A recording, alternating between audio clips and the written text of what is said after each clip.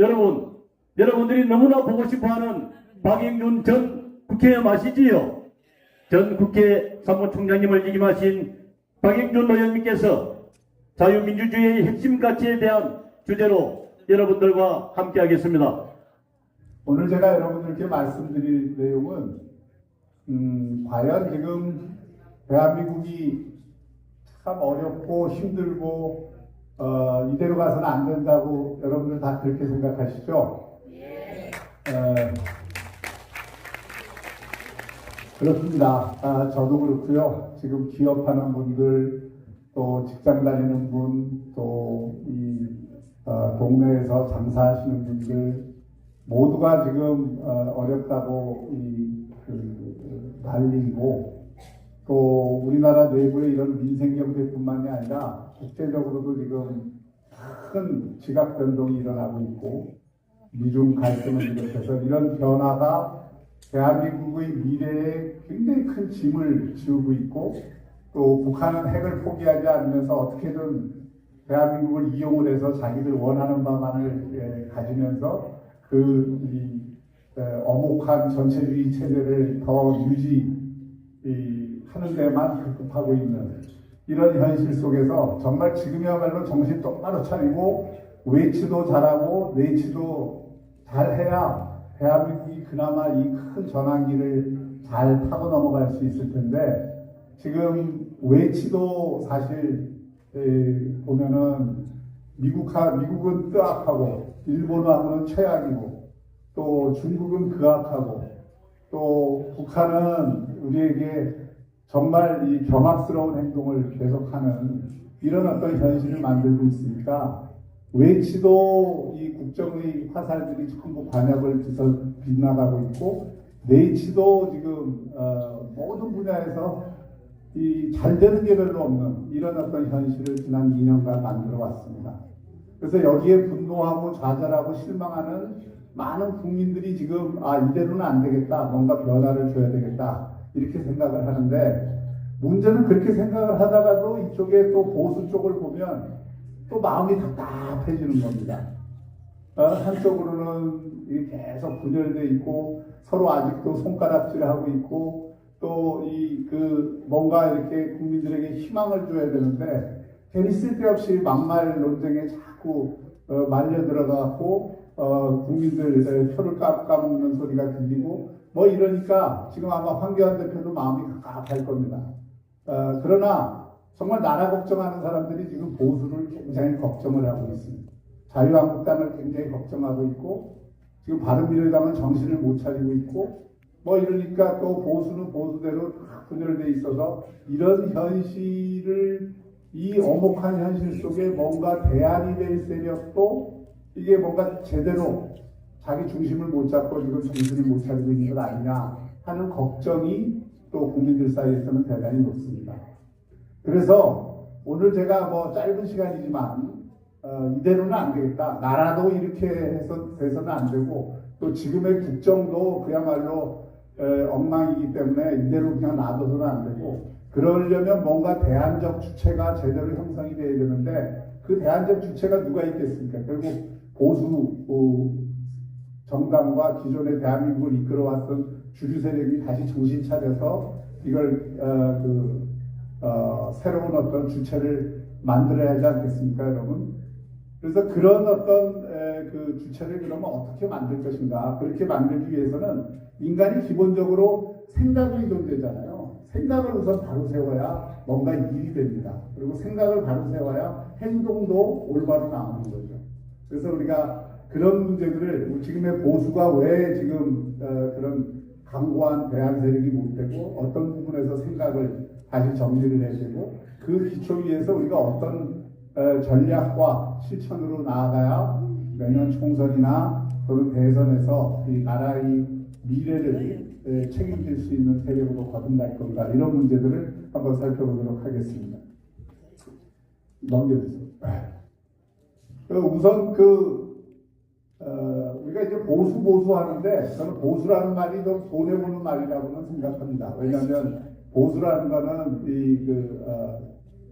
지킬 보자에 또 수호할 숫자이기 때문에 뭔가를 자꾸 지킨다는 이미지를 주고 있죠. 그래서 이게 보수라고 하면은 뭔가 지키고 변화하지 않으려고 뭔가 이렇게 기득권을 누리려고 하는 그런 이미지가 이렇게 딱 와닿아요. 특히 젊은 사람들한테는 이 보수라는 그 개념이 그런 식으로 와닿기 때문에 젊은 사람들은 보수라는 개념을 쓰면 뭔가 고리타분해 보이고 소위 말해서 그들 개념으로 하면은 이제 꼰대 이미지가 나는 게 이제 보수 개념입니다.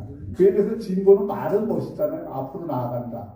뭔가 이게 걸어서 나아간다는 미래로 가는 그 지향을 갖고 있기 때문에 진보는 멋있어 보이는데 실제로 보수는 그런 지키고 뭔가를 이렇게 변화하지 않고 눌러앉고 이런 것이 아닙니다. 또 대한민국의 보수는 그렇게 살아오지도 않았어요. 여러분들이 잘 아시다시피 대한민국은 해방 이후에 한반도가 공산화될 확률이 컸을까요? 자유민주주의가 될 확률이 훨씬 컸을까요? 공산화가 컸죠. 공산화될 확률이 80~90%였습니다. 소련이 한반도를 먼저 점령을 했고, 그리고 북한을 먼저 점령을 했고, 중국도 결국은 공산화됐고, 한반도 내에도 공산주의 세력이 제일 컸어요. 미국도 한국에 이 한반도에 발을 뗄까 늘까 고민을 계속하면서 여차하면 일본을 방어선으로 하겠다는 생각을 가지고 있었기 때문에 그 당시에 이승만 대통령이나 대한민국을 단독으로라도 만들어서 이 나라를 세워야 되겠다는 세력이 없었으면 대한민국은 80~90% 공산화됐을 겁니다. 지금 그런 결과가 빚어졌다면 여러분들은 지금 다 어쩌면 김정은 만세를 하고 있을지도 몰라요. 그 공산화의 위협으로부터 대한민국을 지켜내고 만들어냈다는 것. 이게 사실은 해방 이후에 한반도에서 특히 우리 한민족에게는 가장 큰 축복이고 그것이 가장 중요한 성과입니다. 이걸 부정하면요. 그것은 곧 북한을 비롯한 한반도가 공산화돼도 무방했다라고 하는 인식에 기초를 한 거예요. 그러니까 그거는 우리가 받아들일 수가 없어요. 또 하나, 그런 공산화로부터 우리가 대한민국을 지켜내고 만들었는데 단순히 거기에 그친 게 아니라 해방 이후에 당시 식민지로부터 해방을 한 나라들 가운데에서 국민소득 50달러의 나라가 국민소득 3만 달러의 나라로 불과 70년 만에 바뀐 나라가 전 세계에 하나도 없습니다. 오로지 대한민국이 유일합니다. 그리고 그 70년 동안 그런 어떤 국민소득 50달러의 최하위 소득 국가가 3만 달러의 5천만 이상의 인구를 가진 7번째 나라가 됐다는 것도 놀라운 일이지만 또 민주주의를 이렇게 해서 성공한 나라가 또 하나도 없어요. 그러니까 이 자유민주주의와 그리고 이 경제발전이라고 하는 이 두 가지 성과를 그 공산화의 위협으로부터 대한민국을 만들어내고 지키고 그 토대 위에서 또 눈부신 발전까지 했으니까 이 대한민국의 역사라는 게 20세기 발전도상국의 역사 가운데에서는 가장 찬란하고 빛나는 성과이고 우리가 그것을 신화라고 불러도 전혀 손색이 없습니다. 동의하십니까, 여러분? 맞습니다. 근데 만약에 그런 성과를 당시에 대한민국이 처음에 수립이 됐을 때 두 가지 개혁을 하지 않았으면 이승만 대통령이 새로운 어떤 대한민국을 수립하면서 그 당시에 대한민국을 어떻게 이끌고 가겠다고 하는 원칙과 이 기본적인 비전과 방향을 재헌헌법이라고 하는 것 속에서 담아놨는데 거기서 그런 어떤 기본적인 제도를 만들어 놓지 않았으면 그 뒤에 대한민국은 없었을 것입니다. 근데 이승만 대통령이 한 일 가운데 여러 가지 중요한 일이 있지만 제가 두 가지만 소개를 할게요. 첫째는 이승만 대통령이 농지개혁을 성공시켰습니다. 전 세계에 대한민국의 농지개혁이 가장 성공한 농지개혁이에요. 그래서 대한민국의 그 전에 소위 전통사회에서의 지주층이 그 당시 여러분 기억하시죠? 싹 다 없어졌습니다. 그리고 그 농업이 이 소농 체제로 바뀌면서 소위 그게 왜 의미가 있냐면 전통적인 다른 나라들은요, 전통적인 지주계급이나 전통사회의 지배계급이 여전히 힘을 강하게 갖고 있어서 자본주의화를 하려고 해도, 시장 경제를 도입하려고 해도 그게 잘 안 돼요. 경제 발전을 하려고 해도 그게 안 돼요. 왜냐하면 전통사회의 그런 어떤 강력한 기득권 세력들이 발목을 잡기 때문에. 근데 이승만 대통령은 당시 조봉암을 농림부 장관으로 선임을 하면서 농지개혁을 추진해서 그 농지개혁을 세계에서 가장 성공적인 농지개혁으로 만들었습니다. 그래서 그 뒤에 우리나라가 시장경제로 바뀌고 자본주의로 발전하는데 굉장히 중요한 토대를 닦았어요. 그리고 전통적인 그런 기득권 세력이 발목을 못 잡게 했어요. 혁명을 한 겁니다. 사실은 어떤 혁명? 새로운 근대화 혁명을 이승만 대통령이 농지개혁을 통해서 새로운 시민혁명을 한 거예요. 두 번째는 이승만 대통령이 미국 박사죠. 미국의 프린스턴 대학에서 박사학위를 받았는데요. 이승만 대통령은 하버드에서 석사를 받았고요. 이승만 대통령은 천재입니다. 여러분들이 이승만 전기를 한번 읽어보시면 알겠지만 이승만 대통령은 배재고등학교에 늦게 들어가서 뒤늦게 영어 공부를 했는데 배재고등학교에 졸업을 할 때 한 연설, 영어 연설 그걸 너무 잘해갖고 그 당시 선교사들이 저 사람이야말로 앞으로 대한민국을 이끌 인재다 해서 선교사들이 도움을 받고 그때부터 이승만 대통령이 1890년대부터 유명해졌어요. 그러다가 근대혁명을 꿈꾸다가 감옥에 들어가서 감옥에서도 이 소위 사전을 편찬할 정도로 아주 열성적인 걸 갖고 있었고 선교사 도움으로 미국 간 다음에 사형을 받았었는데 감면을 받아서 근근히 미국을 가서 미국에서 공부를 했는데 공부를 너무 잘했어요. 그래서 프린스턴 대학에서 이승만 대통령이 쓴 학위 논문은 1970년대까지 인용이 될 정도로 그냥 식민지대에서 온 나라니까 그냥 대충 써서 통과시킨 게 아니라 굉장히 훌륭한 논문을 써서 1970년대까지 인용이 될 정도로 유명한 논문이에요. 당시 이승만 대통령이 그래서 미국식 교육을 받았기 때문에 교육이 얼마나 중요한가를 알았습니다. 그래서 대한민국을 수입하면서 제일 먼저 한 게 그때 우리나라가 그렇게 가난했는데 의무교육을 시켰어요. 1945년에 우리나라 문맹률이 남놓고 기억자 모르는 사람이 80%였습니다. 1950년대에 의무교육을 시키고 그 당시 초등학교, 중학교, 고등학교 엄청나게 생겼어요. 그래갖고 이승만 대통령이 물러날 때 우리나라 문맹률이 20%입니다. 그 50년대에 그런 어떤 변화가 오면서 전쟁통에도 아이들을 공부를 시키고 그때 우리 대한민국 국민들이 부모는 배가 고파서 허리띠를 졸라매더라도 아이들은 교육을 시켜서 개천에서 용나게 하겠다. 이런 정신으로 우리 아이들을 교육시키고 배우게 하고 이게 박정희 시대의 경제 발전에 사실은 가장 중요한 토대를 이룬 겁니다. 미국이 생산기지를 라틴 아메리카로 안 보내고 한국이나 대만 같은 데로 보낸 이유는 바로 그런 우수한 교육받은 노동력이 있었기 때문에 근면한 노동력이.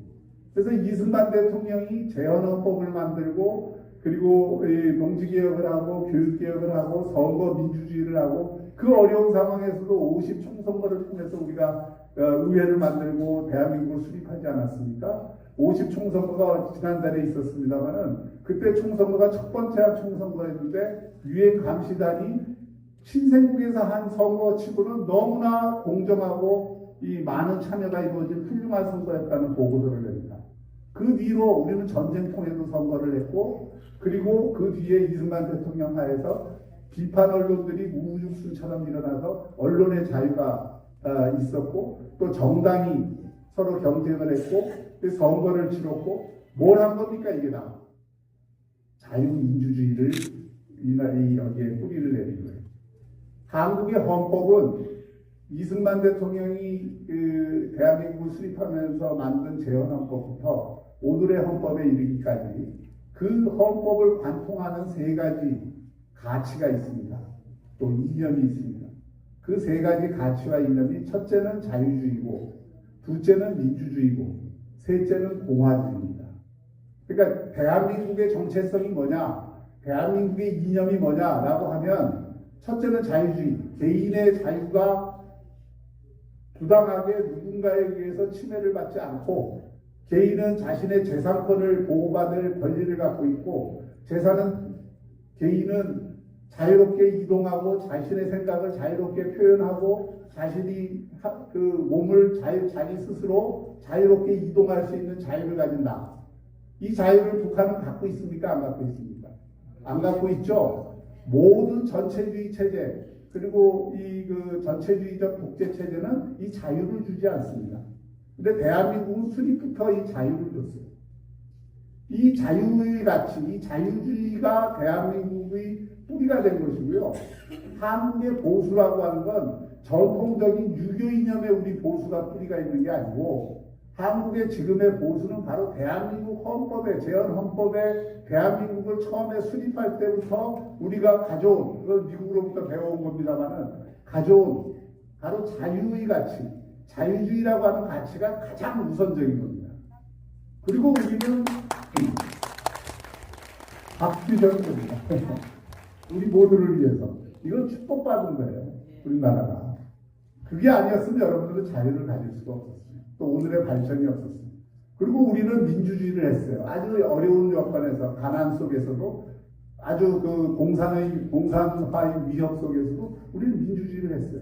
때로는 민주주의를 제약받기도 하고, 때로는 민주주의가 유보되기도 하고, 때로는 민주주의를 탄압하기도 했지만, 그러나 우리 대한민국 70년은 민주주의를 만들고 지키고 그게 후퇴할 때는 싸워서 이겨내고 그렇게 해서 오늘날 민주주의를 이렇게 성숙한 민주주의로 만들어 온 겁니다. 아직도 가야 할 길이 멀지만 민주주의도 바로 대한민국 역사를 이끌어온 기본적인 가치입니다. 여러분들은 그래서 자유주의자가 돼야 되고 그리고 민주주의자가 되셔야 돼요. 한국의 보수라고 하는 건 멀리서 이념을 찾을 필요가 없습니다. 한국을 이끌어온 이념, 대한민국을 오늘날 그 가난한 나라에서 오늘의 이 성공한 나라로 만들어온 그 기본적인 가치와 이념을 우리 것으로 하는 것, 그게 보수입니다. 그래서 자유주의자가 돼야 되고 민주주의자가 돼야 되고 또 공화주의자가 돼야 됩니다. 왜 공화주의자가 돼요? 공화주의라는 게 굉장히 어렵게 느껴질 수 있습니다. 우리가 옛날에 민주공화당, 공화당이라는 개념을 많이 쓰고 미국에서도 공화당이라는 정당이 지금도 집권을 하고 있지 않습니까? 근데 공화주의에 대해서는 잘 그 사람들이 이해를 못하는 경우들이 많습니다. 뭐 민주주의나 자유주의하고 많이 겹쳐요. 근데 공화주의의 가장 중요한 정신은 뭐냐면 공화주의라고 하는 것은 국민들이 일단 주권자다. 그래서 국민이 권력을 만든다. 그러니까 그 얘기는 뭐냐, 왕이나 무슨 그 북한처럼 전제적 군주 비슷한 독재자가 있어서 그들이 권력을 혼자 쥐고서 또는 소수가 쥐고서 마구잡이로 흔들고 국민들을 지배하는 게 아니라 국민들이 선택하고 국민들이 위임하고 국민들이 권력을 주는 겁니다. 그 국민주권이라고 하는 게 기본적인 것이고요. 대한민국 헌법의 민주공화국이다. 제1조가. 그럴 때 공화국이라고 하는 건 국민에게 주권이 있다는 얘기입니다. 두 번째는 그렇기 때문에 내가 국민으로부터 권력을 받았기 때문에 이 권력은 굉장히 겸손하게 써야 됩니다. 국민들 앞에서 겸손하게 써야 됩니다. 어떻게 겸손하게 써야 되느냐? 권력을 자의적으로 남용하면 안 됩니다. 자기 주머니 속에 있는 공깃돌처럼 권력을 막 쭈글럭거려갖고 자기 혼자 자기 몇몇 사람들이 권력을 공유하고 뭐 자기 친구들 청와대 인사수석으로 썼다가 법제처장으로 썼다가 뭐 이런 짓 하면 안 된다.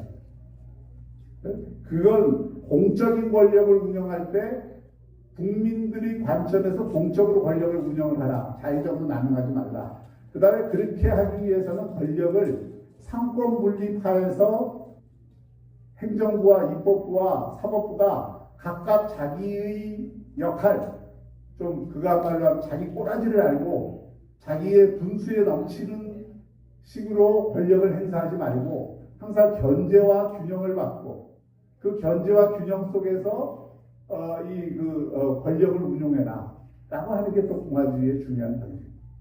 그리고 공화주의의 또 중요한 정신은 공공선을 위해라. 개인의 이익이 아니라 공공선을 항상 추구하려고 해라. 우리 국가라고 하는 공동체에 같이 살고 있기 때문에 국가가 함께 지향해야 될 가치, 함께 지향해야 될 정책, 함께 지향해야 될 이익이 있는 거예요. 그걸 위해서 항상 국민들을 통합하고 국민들을 함께 그쪽으로 모아서 에너지를 그렇게 결집시켜라 라고 하는 생각이 있는 거고요. 마지막으로 공화주의라고 했을 때는 시민 한 사람 한 사람이 참 괜찮아야 된다. 시민이 아무리 민주주의가 좋고 자유주의가 좋아도 시민이 개판이면 그 민주주의와 자유주의는 빛을 발할 수가 없습니다. 만약에 이승만 대통령이 교육을 그렇게 우리나라에 확산시키지 않았다면, 우리나라 국민들의 교육 수준이 그렇게 높지 않았다면 민주주의는 그 수준이 낮을 것입니다. 우리 국민들이 하나하나가 시민의식이 높지 않으면 그 민주주의 수준도 낮을 수밖에 없습니다. 그래서 시민적 덕성을 키워내는 것, 이게 공화주의예요. 다시 한번 말씀드리면 자유주의와 민주주의와 공화주의가 대한민국의 헌법 정신이자 대한민국을 이끌어왔던 이 대한민국 주체 세력의 이념이자 가치입니다. 또한 그것은 한국의 그 대한민국을 이끌어왔던 그 세력이 바로 보수 세력이잖아요. 주류 세력이 아닙니까? 뭐 진보 정권이 10년 있었고 이번에 세 번째 정권을 갖고 있지만 이승만 정권부터 지금까지 한국을 이끌어왔던 세력은 그런 한국의 헌법 가치를 중심으로 해서 국가를 경영해왔던 세력, 그게 주류 세력이고 그 보수 세력이에요. 옳습니다.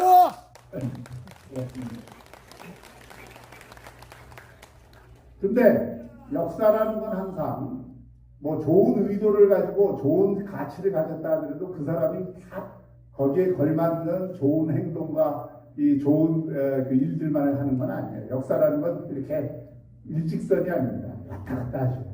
그리고 그 안에는 굴곡도 있고, 우리가 운동장 전체를 보면 평평한 운동장도 있지만 그 안에는 웅덩이도 있고, 때로는 이 습기 찬 곳도 있고, 때로는 얼룩진 곳도 있고, 그런 겁니다. 역사라는 게 그런 거예요. 역사라는 게 모든 게 뭐 완벽한 게 어디 있겠어요. 개인의 인생도 완벽한 게 없듯이. 그러면 우리가 모두 완벽했다, 우리가 모두 잘했다, 우리가 모두 이게 반성할 게 없다, 이런 태도를 가지면 진보가 없습니다. 우리가 이게 발전이 없어요.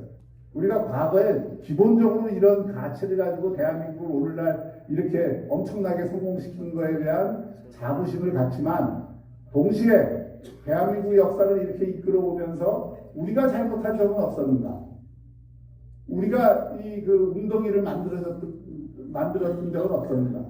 우리가 얼룩을 지웠던 적은 없었는가를 항상 반성하는 태도가 필요합니다. 그게 바로 성찰하는 모습이죠. 성찰을 해야 됩니다. 사람은 생각을, 바둑을 여러분 잘 두시죠? 바둑 잘 두는 사람의 특기, 뭘 잘합니까? 복기를 잘합니다.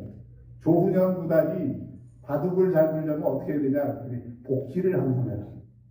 복기를 해야 자기가 뭘 잘못했는지를 아는 거예요. 복기를 안 하는 사람은 인생도 발전이 없습니다. 복기를 잘하는 사람은 인생도 발전이 있고요. 나라도 마찬가지예요. 정당도 마찬가지예요. 복기를 잘해야 돼요. 그 속에서 우리가 이거는 참 우리가 이렇게 잘할 수 있었는데 이렇게 못했구나. 이거는 우리가 생각이 좀 짧았구나. 이거는 우리가 어떤 생각은 갔는데 행동이 따라지지 못했구나. 이거를 다 한번 복귀할 필요가 있는데, 대한민국 보수 세력은 그렇게 찬란한 성과를 냈음에도 불구하고 탄핵당했잖아요. 대한민국 대통령이 탄핵을 당했어요. 왜 탄핵을 당했습니까? 그게 저들의 어떤 공작이나 저들의 음모에 의해서만 탄핵을 당했습니까? 그렇지 않다고 봅니다. 우리도 반성해야 될 지점들이 있는 거예요. 저는 그걸 우리가 자유주의와 민주주의와 공화주의 정신에 투철하지 못했다. 그리고 그 투철하지 못한 점을 이제는 좀 더 투철하게 우리를 바꿔야 된다.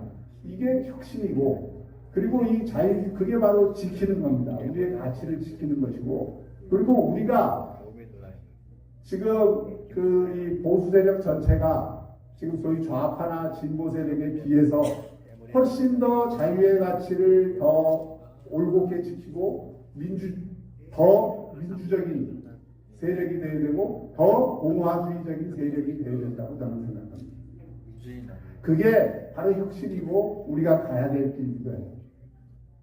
저는 이제 대한민국의 그 역사 속에서 명언이 몇 개 있는데요. 그 명언을 5개 정도 제가 꼽을 수 있는데 몇 개만 소개를 해드리면, 제일 먼저 꼽을 수 있는 게 이승만 대통령이 흩어지면 죽고 뭉치면 산다라고 하는 그 당시 해방 이후에 우리나라가 분열이 많이 돼서 그걸 대동단계를 시키지 않으면 대한민국을 만들 수 없다는 이승만 대통령의 생각이 들어가 있는 거고 그게 6.25를 거치면서 대한민국이 그런 어떤 대통령을 중심으로 단결이 됐기 때문에 6.25 전쟁을 이겨냈고 미국을 기어이 한미 상호방위 조약을 통해서 한미 동맹을 끌어냈고 오늘날의 어떤 기초를 만들었다고 생각합니다. 두 번째는 박정희 대통령이 그 당시 조국 군대와의 정신을 가장 잘 표현한 슬로건이 잘 살아보세입니다. 잘 살아보세라고 하는 그 구호는 해방 이후 지금까지 만들어진 모든 구호와 카피라이트, 광고 구호 가운데 이게 최고인 것 같아요. 잘 살아보세요. 그 당시에 우리가 1960년에 우리나라 국민소득이 100달러였습니다. 1965년에 107달러였어요. 그 1960년에 100달러가 좀 안 됐고 1967년에 65년 거를 보니까 107달러로 기록이 되어 있는데 그 당시 필리핀이 우리나라 국민소득의 3배였습니다. 아프리카의 잠비아가 당시 300달러였어요. 우리나라보다 3배가 더. 싱가포르가 5배였습니다. 당시 베네수엘라가 얼마였는지 아세요? 베네수엘라가 1950년 국민소득이 7,400불입니다. 당시 미국의 국민소득이 9,500불이에요. 별로 차이가 안 나요. 베네수엘라하고. 베네수엘라의 50년대 사진을 보면 삐까뻔쩍합니다. 정말. 2차 세계대전 때 석유를 팔아갖고 돈을 엄청나게 벌어갖고 베네수엘라 국민들 전체가 50년대는 제일 잘 사는 세계 4위의 부국이었어요. 지금 어떻게 됐죠? 70년 만에? 베네수엘라는 대학생들이 음식을 얻기 위해서 깡통 쓰레기통을 뒤지는 나라가 됐고 대한민국은 지금 완전히 하늘 위에서 노는 나라가 됐어요. 물론 사람 나라는 생활이 다르지만 전체를 비교해보면 근데 그게 60년대 이후에 박정희 대통령의 잘 살아보세라고 하는 그 구호 속에 그 잘 살아보세를 뭘 중심으로 한 거냐? 경제 발전 전략. 한국의 경제 발전 전략은 세계의 많은 경제학자들이 연구의 대상인데 전략이 아주 뛰어났습니다. 당시에 그리고 그 시대적인 조건하고 너무 잘 맞았고 수출 주도형 경제 전략을 핀 것도 잘했고 그리고 특히 경제 전문가들을 해외로부터 남동구 총리라든지 이승현 재무장관이라든지 이런 경제 관료들한테 딱 맡겨버렸어요. 박정희 대통령. 니들이 경제를 인자, 경제는 니들이 해. 나는 당신들이 경제정책 피우는데 정치적 여건은 내가 만들어줄게. 이게 남동구 총리가 쓴 자서전에 나오는 얘기예요. 박정희 대통령이 남동구 총리한테 낸 거고요. 당신은 신경 쓰지 말고 정치는 신경 쓰지 말고 경제나 잘 해. 내가 다른 건 다 알아서. 이런 어떤 리더의 경제에 대한 어떤 인재를 뽑았을 줄 알고 그에게 책임과 권한을 함께 줘서 일을 하게 만들어서 대한민국 경제 발전은 사실 이 경제기획원이 주도한 경제 발전이거든요. 이 경제 관료들의 역할이 굉장히 컸습니다. 그런 거. 그 다음에 70년대 이후에 중화학공업화한 거. 이것도 탁월한 선택이에요. 만약에 70년대에 우리나라가 중화학공업화를 안 했으면 오늘날 대한민국은 없습니다.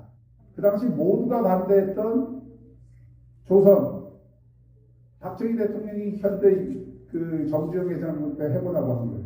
왜 그때 박정희 대통령이 그걸 하라고 그랬느냐면 베트남 전쟁에서 미국이 패배하고 미국하고 중국하고 사이가 좋아지고 닉슨하고 모 대통령이 만나고 이러니까 박정희 대통령이 아차 싶었던 거예요.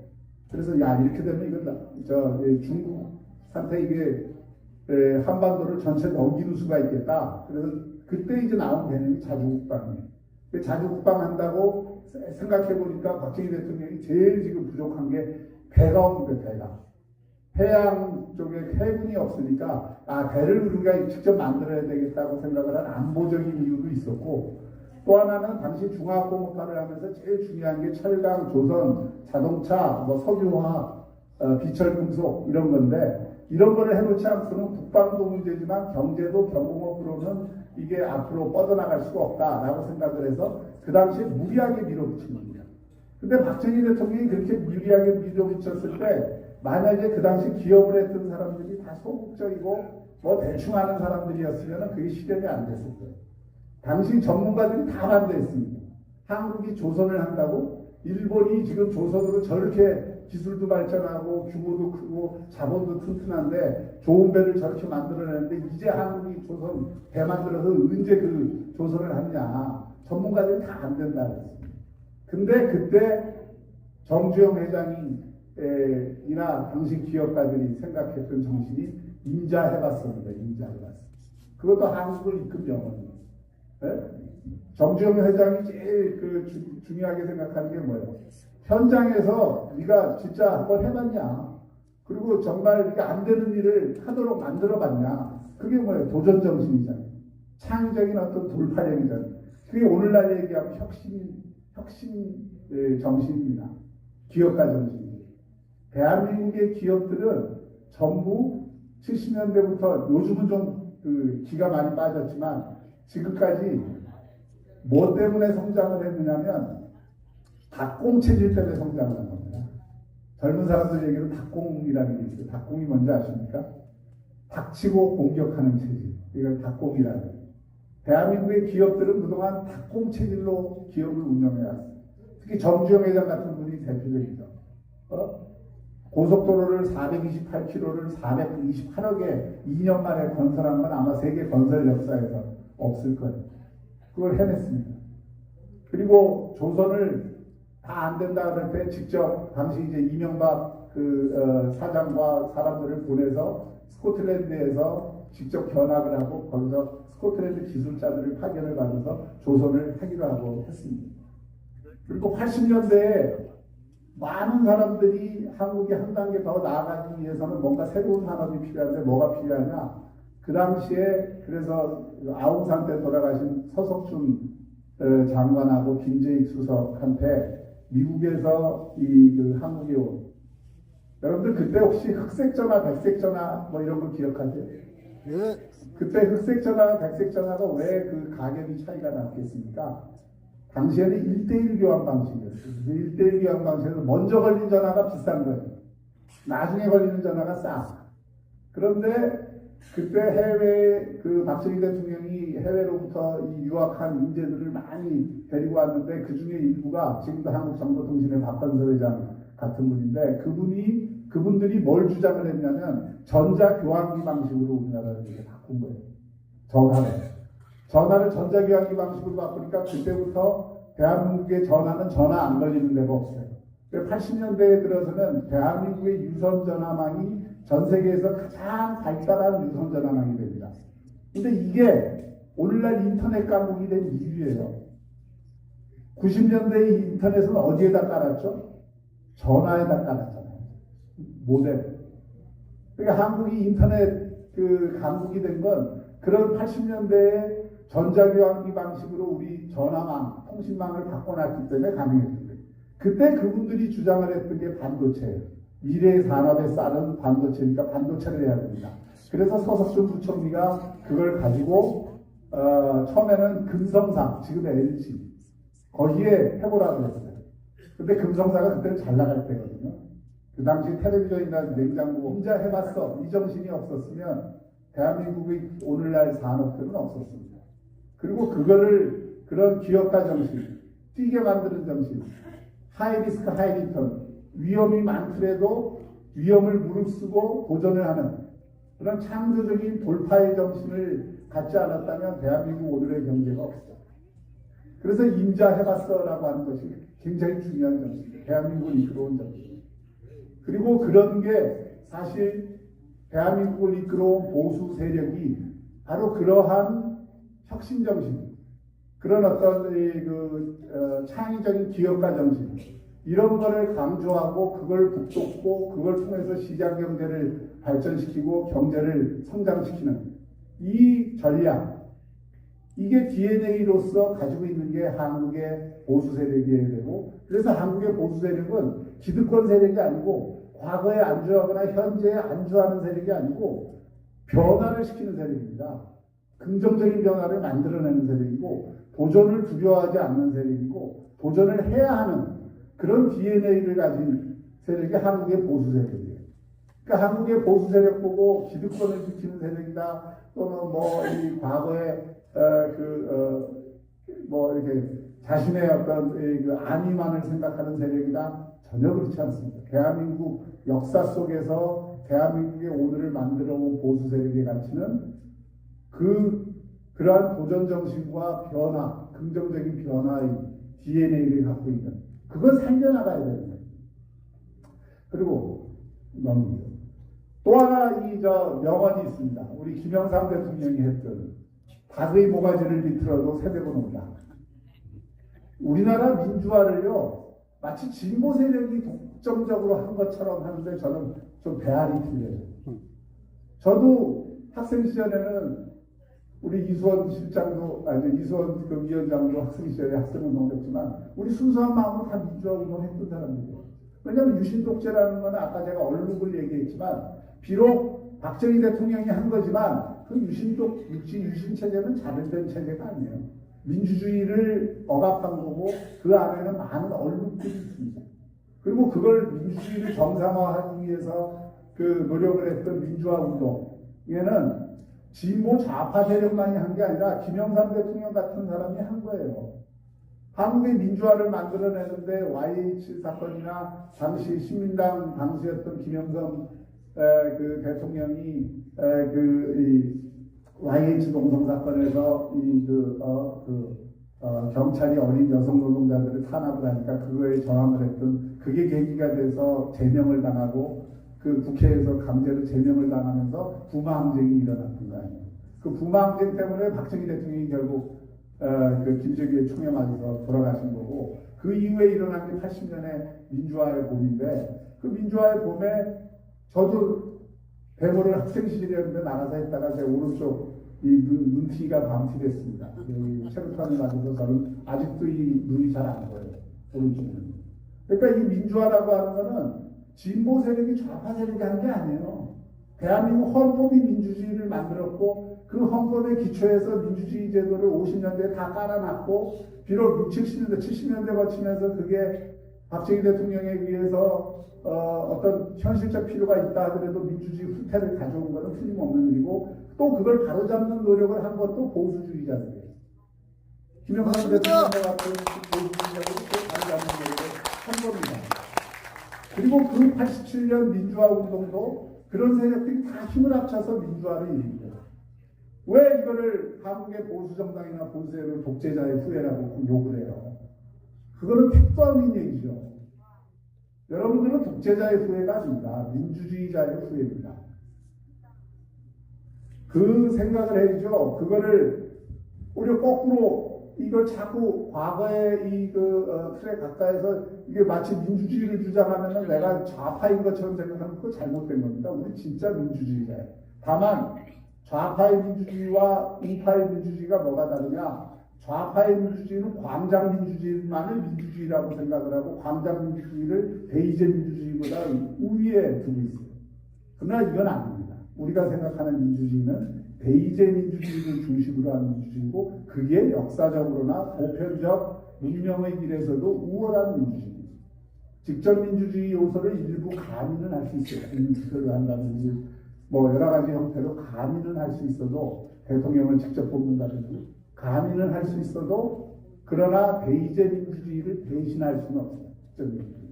이걸 분명히 하는 게 우파와 보수에 있어서는, 특히 자유우파에서는 굉장히 중요한 기준이 되는 겁니다. 그래서 닭의 모가지를 비틀어도 새벽은 온다.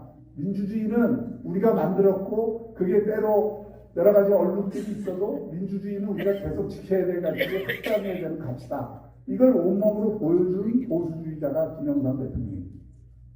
김영삼 대통령이 공과가 다 있죠. 대통령마다 다 공과가 있지만, 김영삼 대통령이 그 점에 관해서 한국 민주화의 한 그 뿌리를 이뤘다는 것은 틀림없는 마지막으로 제가 저에게 뭐 주어진 시간이 많지 않기 때문에 이걸 다 말씀을 드릴 수는 없고, 저는 이렇게 생각합니다. 이제 우리나라가 정말 이게 정치가 발전하고 대한민국이 선진국이, 정치에 있어서도 선진국이 되려면 우리가 기본적으로 보편적 문명의 길에 들어서야 되고, 거기에 기초를 해야 됩니다. 20세기에 인간이 인간을 제일 많이 죽였어요. 불행하게도. 그 20세기에 세계 과학기술이 제일 많이 발전했고, 인간이 전염병으로부터도 벗어났고, 질병으로 또는 빈곤으로부터도 벗어났고, 다 큰 그 진보를 이뤘는데, 인간이 인간을 얼마나 죽였냐면 1억을 죽였어요. 1억을. 전쟁에 의해서 죽이고, 대학살에 의해서 죽이고, 집권자가 이 정책 잘못 써갖고 학살을 당했어요. 예를 들어서 문화대혁명이나 대약진 운동 때문에, 대약진 운동 때 모택동이 정책 잘못 썼다가 농촌의 인구들이 1000만 이상이 굶어 죽었습니다. 이런 것까지, 이걸 빼더라도 제1차, 2차 세계대전 때하고 아우슈비츠하고 폴포트의 그 크메르 루드에서 200만이 죽였고, 아우슈비츠에서 800만이 죽였고, 또 이 스탈린의 집단농장 체제에서 얼마가 죽었는지 몰라요. 1, 2천만이 죽었을 거고, 문화대혁명 때 또 얼마가 죽었는지 모르는데 1000만 이상이 죽었고, 이런 거 플러스 1차, 2차 세계대전에서 죽은 사람이 6천만 명입니다. 그러면 20세기에 1억의 인구를 죽인 그 가장 야만적인 시대죠. 가장 문명의 시대에, 가장 문명이 그 개화된 시대에 가장 야만적인 일이 벌어졌어요. 이 야만적인 일은 다 누구에 의해서 벌어진 거예요? 그게 히틀러의 파시즘이든 스탈린의 공산주의든 폴포트의 공산주의든 다 전체주의의 이름으로 사람을 죽인 겁니다. 나만이 진리고 나를 따라야 되고, 이게 모든 권력을 수령에게 집중을 하고, 다 똑같아요. 지도자에게 집중을 하고, 그 힘을 가지고 이 생각이 다른 사람, 다른 견해를 얘기하는 사람, 다른 노선을 취하는 사람들을 다 죽인 거예요. 또 다른 나라를 죽인 거예요. 자기가 생각을 달리하는 나라를 죽인 거예요. 1억이요. 그러면 우리가 20세기와 지금 21세기 역사를 생각할 때, 이 야망과 문명의 싸움의 가장 기본 축은 뭐냐? 전체주의와 자유주의와의 싸움입니다. 20세기가 문명의 얼굴로 얻어낸 가장 숭고한 가치는 자유라고 하는 가치. 그러니까 지금도 자유의 가치를 지키고 온전하게 그거를 구현하지는 쪽의 세력과 나라와 집단과 정당은 이게 보편적 문명의 길에 들어선 거고요. 전체주의를 옹호하거나 전체주의를 지향하거나 전체주의를 못 버려서 아직도 앙망 버티고 있는, 이거는 바로 20세기 야만의 얼굴들을 가진 그 후예들입니다. 지금도 한반도는 뭐와 뭐의 싸움이에요? 전체주의와 자유의 가치를 가진 세력들 간의 싸움입니다. 자, 그럼 대한민국 정치가 발전하려면, 여러분들이 북유럽이나 서유럽이 왜 정치가 발전했다? 거기는 진보나 좌파, 진보나 보수나 할 것 없이 뭘 기본적으로 인정하냐면, 자유민주주의라고 하는 것을 확고히 인정하기 위해서, 그 위에서 사회정책이나 경제정책에서 약간 보수적이다, 진보적이다, 이런 차이가 있는 거지, 자유민주주의 자체를 부정하거나 자유민주주의 자체를 흔드는, 이거는 진보라고 하지 않아요. 그러니까 지금 대한민국의 보수든 진보든 다 자유민주주의라고 하는 이 그 가치에 대해서는, 이 헌법 가치인데, 이거에 대해서는 다 동의를 해야 됩니다.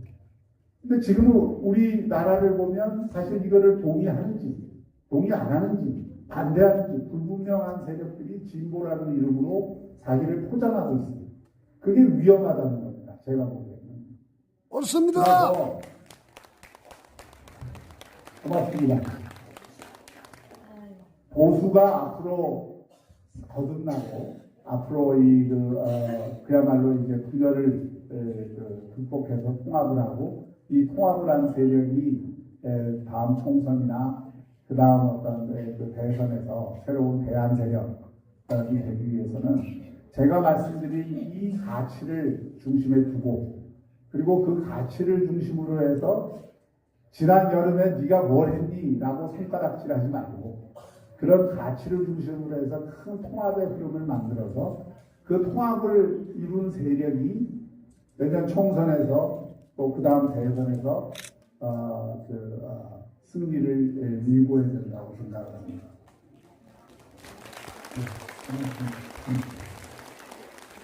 여러분들 되돌아보세요. 지금 보수가 이렇게 굉장히 어려워진 데에는 지난 3번 공천을 잘못해서 그런 겁니다. 2008년 공천도 저도 그 당시 이명박 정부, 이명박 대통령 만든 사람입니다만은 만들었지만 그 공천은 잘못됐어요. 그때 공천이 잘못됐기 때문에 소위 박근혜 대통령과 이명박 대통령이 돌아설 수 없는 다리를 건너버렸고 그게 여권의 분열로 이어졌고 그 결국은 이명박 대통령이나 그 당시 이명박 정부에도 큰 부담이 됐던 겁니다. 5년 내내. 그 다음에 2012년 공천은 또 박근혜 대통령이 주도한 공천이었는데 당시 대표로서 그것도 역시 또 친박 공천이 돼버리고 나머지는 또 가니까 또 문제가 생겼어요. 2016년은 더 했죠. 옥새 들고 나르샤까지 일어났으니까. 그러니까 그런 공천 때문에 사실 과반수 이상을 훨씬 이길 수 있었는데 과반수도 못 얻는 그런 총선 참패를 했고 만약 그때 총선에서 그 원래 제대로 공천을 해서 이겼으면 탄핵은 없었습니다. 있을 수가 없죠. 그러니까 이게 그 내년 총선에서 과거 3번의 실패를 반복하지 않기 위해서는 첫째, 보수가 분열돼서는 안 됩니다. 두 번째, 공천을 사사로운 이익에 기초해서 개파의 어떤 줄서 갖고 공천을 하는 이런 방식의 공천 안 된다. 황교안 대표가 좋은 말 했던데 이기는 공천을 해야 되고 그리고 공정한 공천을 해야 되는 겁니다. 그리고 바로 제가 오늘 말씀드린 이런 새로운 가치를 또 새롭지도 않아요. 과거에 우리가 해왔던 가치고 그걸 새로 별어서 새롭게 정립을 해서 그걸 중심으로 대한민국의 보수와 중도 전체 세력을 통합을 해야 됩니다. 통합을 해서 그 통합 세력으로 총선도 치르고 대선도 치르요. 2007년에 대선에서 이명박 후보와 이해창 후보가 얻은 표가 얼마죠? 65%를 얻었습니다. 보수 후보들이 65%를 했어요. 근데 이해창 후보가 나오지 않았으면 이명박 후보가 65% 얻었을 거예요. 근데 65%를 얻었는데 그 얻은 이유가 그 압승을 했죠. 이해창 후보가 나왔음에도 정동영 후보가 이명박 후보의 절반도 못 얻었어요. 근데 왜 그런 일이 벌어졌냐? 물론 좌파가 무능하고 실정을 해서 그런 그 노무현 정부의 무능과 실정이 요인도 됐지만 이쪽에 그 소위 당시 한나라당에는 그럴듯한 후보들이 아주 사람들이 대안이 될 만한 사람들이 경쟁을 하고 있었어요. 박근혜 대통령, 이명박 대통령, 손학규 지사 다 나름대로 능력과 대중적 지지도를 가진 사람들이 경쟁을 하니까 국민들이 기대를 가질 수 있고 희망을 가질 수 있는. 만약 지금처럼 분열돼서 누구 한 사람 이렇게 해서 각자 이렇게 하면은 그 힘이 안 생겨요. 그 다음 대선에서 왕벌이 될 만한 사람들은 다 리기에 함께 올리도록 해야 돼요.